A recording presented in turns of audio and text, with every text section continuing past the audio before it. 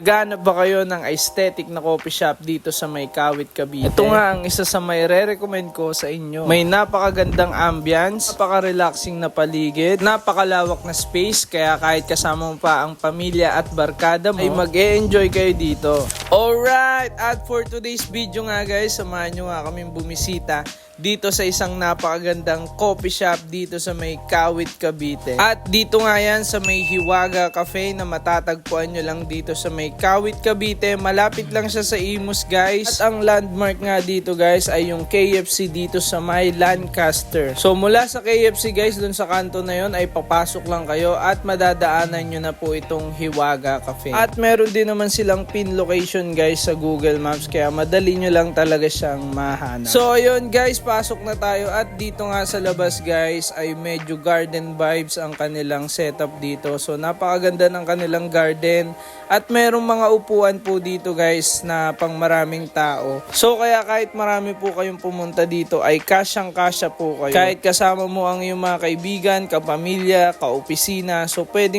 po kayo dito guys kasi napakaluwag ng kanilang mga space. Dito naman tayo guys mag-order sa may loob. So mamaya nga guys ipapakita natin yung menu nila, so post nyo na lang para ma-screenshot nyo. At dito nga ay meron din silang mga cakes, bukod sa mga coffee, may mga drinks din sila at may mga food din silang sinaserve dito. So ito nga guys ang kanilang menu, so papakita po natin para ma-screenshot nyo, para may reference po kayo. Kaya pakipost na lang po ang ating video para makita nyo po ang mga bawat menu na meron sila.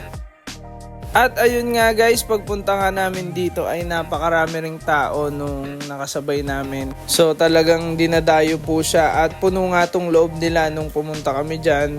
At yung labas marami pa namang space doon, pero dito sa loob kasi yung aircon na lugar nila. So syempre yan yung pupwestuhan talaga natin, yung may aircon. Pero ayun nga, kung gusto nyo naman yung preskong hangin, garden vibes, so pwede kayong pumwesto din doon sa may labas nila. So ito na nga lang yung in-order ko guys, yung ice latte nila. So sinubukan ko kasi parang ayoko muna ng masyadong matapang ngayon. At tinry din namin yung blueberry cheesecake nila kasi nga nakakaluwag-luwag nga kami ngayon.